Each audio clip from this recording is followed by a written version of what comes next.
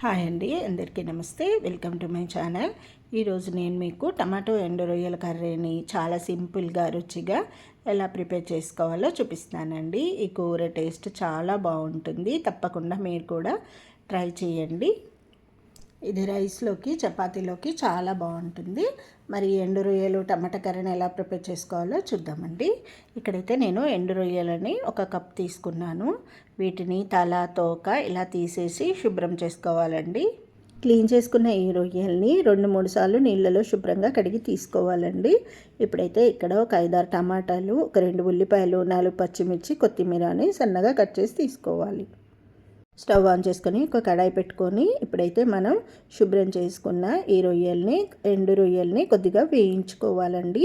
ఇవి ఇలా వేయించుకుంటే కూర చాలా టేస్టీగా వస్తుంది. చూడండి, ఇలా ఎర్రగా వేగితే సరిపోతాయి. ఇప్పుడు ఈ వేయించుకున్న రొయ్యల్ని ఒక గిన్నెలోకి తీసుకొని కడిగి పెట్టుకోవాలండి. ఇప్పుడు స్టవ్ ఆన్ చేసుకొని ఒక కడాయి పెట్టుకొని దాంట్లో కొద్దిగా ఆయిల్ వేసుకోవాలండి. అందులోనే కొద్దిగా పోపు గింజలు యాడ్ చేసుకోవాలి. పోపు గింజలు కొంచెం చిటపటలాడాక ఉల్లిగడ్డ, పచ్చిమిర్చి వేసుకోవాలండి. వీటిని బాగా ఫ్రై చేసుకోవాలి. ఎర్రగా ఉల్లిగడ్డ, పచ్చిమిర్చి ఎర్రగా అయ్యేంత వరకు ఇలా ఫ్రై చేసుకున్న తర్వాత ఇందులోనే కొద్దిగా పసుపు యాడ్ చేసుకోవాలండి. ఇప్పుడు ఒకసారి బాగా కలుపుకొని తర్వాత ఇందులోనే అల్లం వెల్లుల్లి పేస్ట్ యాడ్ చేసుకోవాలండి. ఇది కూడా ఆయిల్లో బాగా ఫ్రై అవ్వనివ్వాలి. అప్పుడే కర్రీ మంచి రుచి వస్తుంది. అల్లం వెల్లుల్లి పేస్ట్ కూడా బాగా ఫ్రై అయిన తర్వాత ఇందులోనే మనం ఈ కడిగి పెట్టుకున్న రొయ్యల్ని కూడా ఇందులో వేసుకోవాలండి. నేనైతే ఒక 3-4 సార్లు కడిగి పెట్టాను. ఇందులో ఏదైనా ఇసుక లాంటిది ఉన్నా పోతుందండి. ఇప్పుడు ఈ రొయ్యలు కూడా ఈ ఆయిల్లో బాగా ఫ్రై కానివ్వాలి. ఇలా మూత పెట్టుకొని కొద్దిసేపు మగ్గనివ్వాలండి. ఇలా చూడండి, మనకి ఇలా నూనెలో వేగితే సరిపోతుంది. అప్పుడు మనకి నీచు వాసన రాదు. రొయ్యల కర్రీ చాలా బాగుంటుంది. ఇలా నూనెలో బాగా వేగిన తర్వాత ఇప్పుడు మనం చిన్నగా కట్ చేసుకున్న ఈ టమాటో ముక్కల్ని వేసుకోవాలండి. ఈ టమాటా వేసాక ఒకసారి బాగా కలుపుకొని మూత పెట్టి ఒక 5 నిమిషాల పాటు బాగా మగ్గనివ్వాలండి. మంటని మనం ఇక్కడ మీడియం ఫ్లేమ్లో పెట్టుకుంటే సరిపోతుంది. చూడండి, టమాటా ముక్కలన్నీ మెత్తగా బాగా మగ్గిపోయాయండి. ఇప్పుడు ఒకసారి వీటిని అన్నిటినీ బాగా కలుపుకుందాము. ఇలా ఒకసారి బాగా కలుపుకున్న తర్వాత ఇందులోనే మనం రుచికి సరిపడా సాల్ట్ యాడ్ చేసుకుందామండి. సాల్ట్ వేసుకున్న తర్వాత అలాగే ఇందులో ఒక 2 స్పూన్ల వరకు కారం వేసుకున్నానండి. మీరు మీ రుచికి సరిపడా వేసుకోండి. ఇప్పుడు ఒకసారి మళ్ళీ కలుపుకొని మూత పెట్టుకోవాలండి.